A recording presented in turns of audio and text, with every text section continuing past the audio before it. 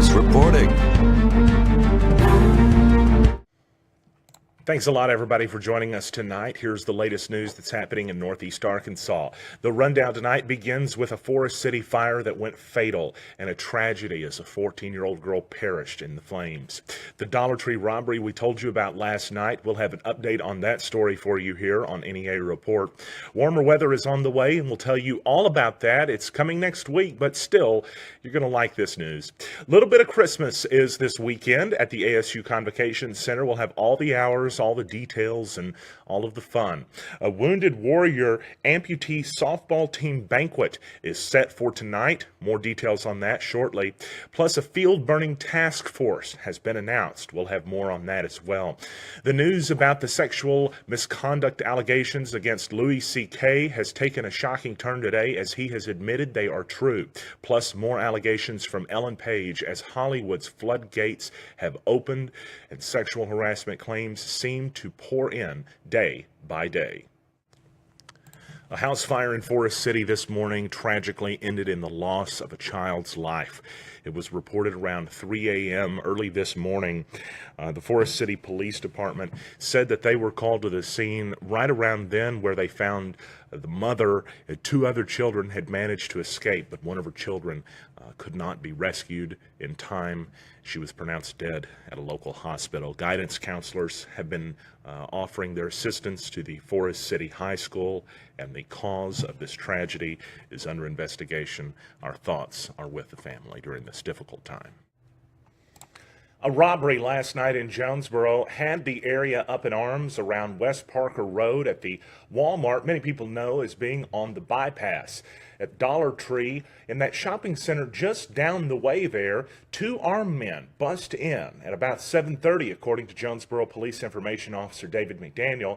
That's when they demanded cash. And it wasn't just a scary situation for some adults that were in there, but it was a scary situation for children. A 1- and 2-year-old were in there shopping with their parents when all of this craziness began.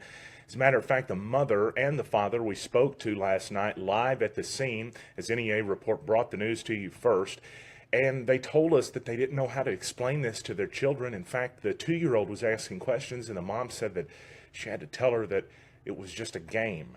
The two men were believed to be African-American males, under 6 foot tall and young, maybe 20s, maybe younger. Both were wearing masks. One was wearing a gold mask and another a black type of pullover mask. Perhaps a ski mask would be what most would associate it with, but it didn't have holes or eyes for the eyes or for the mouth. The suspects took off in the east direction afterwards and are still wanted by Jonesboro Police Department. Here's what the witnesses told us as we were talking to one of them last night at the scene. He did not want to give us his name or be on camera, understandably. Me and my family, we come in the store, and literally 30 seconds after we got in, two masked men come up and started ordering the clerks around.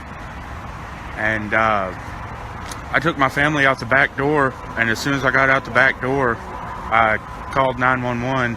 And we went to the side of the store, and there's a little embankment. We hid on the embankment, and I finished talking to the officers. Yes. Yeah. And they jumped the rail. That one right there. Yes.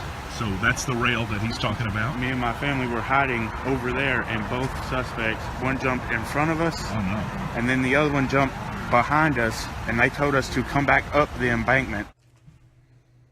And as soon as they did get out of the way of the suspects, of course, they were able to get police there, and police responded in force with K-9 units. They scoured the area for the suspects last night, but they were not able to find them as of last check with Jonesboro Police Department. Now, JPD is looking for the suspects, and if you have any information, they would appreciate the tips at 935-STOP. That's Crime Stoppers' number, and you can report those anonymously, but you could also just call the department and let them know what's going on as well. The suspects were confirmed to have had a gun by Jonesboro Police Department's David McDaniel. He said no suspects had been arrested, but it was being actively investigated today as detectives work to develop leads into the latest crime in Jonesboro. Well, it certainly felt cold last night in Jonesboro. If you had to be out, you know what we're talking about. And tonight, it's going to be frigid as well. Tonight's low will go down to about 33 degrees. Thankfully, clear skies will be out there. For your Veterans Day, sunny skies with a high around 57, a low around 44. Thankfully, the low going up a little bit. For Sunday, you'll see some showers. In fact, tomorrow night, you're going to see those showers start to move in after 7 p.m. and then continue into early Sunday. Sunday, 20% chance of that rain with cloudy skies that'll gradually clear up at a high around 60. Sunday night, a few more showers until around 7 p.m. with partly cloudy skies and a low around 42. Sunny for your Monday with a high near 60 and the winds remaining fairly calm around 5 miles per hour. Mostly clear for Monday night. Tuesday, mostly sunny. Slight chance of some showers moving. More news coming up after the break on NEA Report. Stick with us. If you're a business owner, gaining new customers and retaining them is your top priority and biggest hurdle. Today, 85% of customers search online or look for you on social media. Do you have an effective strategy to reach them? At Ace One, we will customize a digital marketing strategy comprising of social media, web, and video marketing that fits your budget. Our dedicated account managers will work with you to create engaging campaigns, covering all digital media outlets. Ace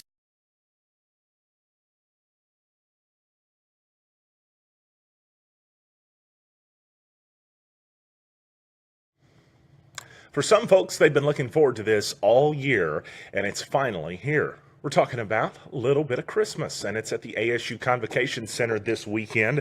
The dates are, of course, today, and it began at noon. It's running through 7 p.m. tonight. It will run from tomorrow all day, 9 a.m. to 6 p.m., so you can get out there and enjoy the fun. On Sunday from 12 noon until 4 p.m., you will be able to get in, and adults get in for $6. Children 12 and under get in for free. Children 13 to 18 will pay only $4, and senior citizens also pay only $4. But if you're one of those people that plans on spending the whole weekend inside of the convo checking out all of the fun, tickets are $12 for Friday, Saturday, and Sunday tickets.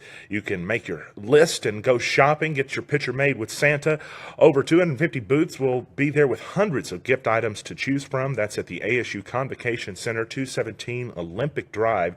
You can also visit their website if you want to find out more information at littlebitofchristmas.com. Make sure you use the appropriate spelling, just like you see on the screen, but no apostrophe. That's littlebitofchristmas.com. They're also on Facebook. The Miracle League of Jonesboro will be hosting a Wounded Warrior amputee softball team banquet tonight. It's going to be at Central Baptist Church in Jonesboro, and actually the festivities will continue tomorrow morning during the Veterans Day Parade in Jonesboro, then a celebrity softball game at the Southside Softball Complex. For tonight's event, ASU baseball coach Tommy Raffa will be a special guest, along with a live and silent auction and many other surprises. For VIP ticket holders, it begins at 5:30. The event for everyone else begins at 6 o'clock, lasts until 8 p.m. And there is a Facebook event that you can find out more information about this on. It's Wounded Warrior Amputee Softball Team Banquet. The Arkansas Rice Federation's executive director told Talk Business and Politics that a task force on field burning is now being mulled and is set to be formed. Although there's not very many details about this just yet, the primary goal of the discussion was to draft some type of management guidelines to educate farmers about the best agricultural practices. Arkansas rice farmers and stakeholders met at the Brinkley Convention Center on Tuesday for board meetings of the Arkansas Rice Council, the Arkansas Rice Farmers, and the Arkansas Rice Federation. That's when members decided a task force was needed to study the issue that has had so many debating with passionate views across the internet this season. More sexual harassment claims have surfaced in Hollywood. We told you about the Louis C.K. claims yesterday. Well, Louis C.K. has now admitted, quote, "these stories are true." He released a statement today where he said, in response to 5 women who say he sexually harassed or assaulted them over the years, he said those stories were true. He said he wielded his power irresponsibly, and he said he was remorseful. But interestingly, he also said that he was mistaken to think it was okay to do this because he asked them first. If you are unfamiliar, the allegations that he has now admitted to were that he had pleasured himself in front of several women.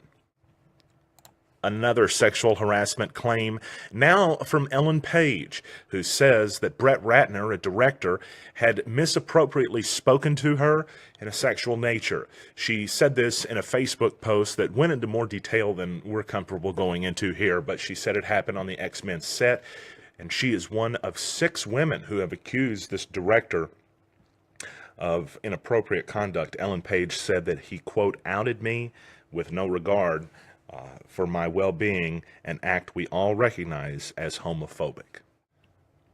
Finally, tonight, we wouldn't be able to do what it is that we do here, be a free press, if it weren't for those who serve and have served in our armed forces. We want to thank everyone, all of the veterans of the United States Armed Forces for their sacrifices, and all of those who serve the community, whether it be in a military fashion, a police capacity, a first responder, somebody that's a grief counselor, or somebody that just donates their time at a homeless shelter or some other place of need. Thank you to all of those who serve. We appreciate you greatly. Tomorrow, you will be celebrated as a Veterans Day parade will take place tomorrow morning from 10 a.m. until noon in downtown Jonesboro. It's set to be a very important event, of course, for all of the community, but especially those who have served in our armed forces. Thanks so much, everybody, for joining us tonight on NEA Report. I'm Stan Morris. Remember, we're back Monday with more news every day at 4 p.m. And if you want to know breaking news as it happens, go to your phone or go to your Facebook page, either way that you get it, and come to NEA Report's page. You get the notifications first. You can actually set that up to have them push notify you when we go live, and that'll let you know when breaking news happens before anybody else in Northeast Arkansas. Thanks so much, everyone, and have a great weekend in NEA.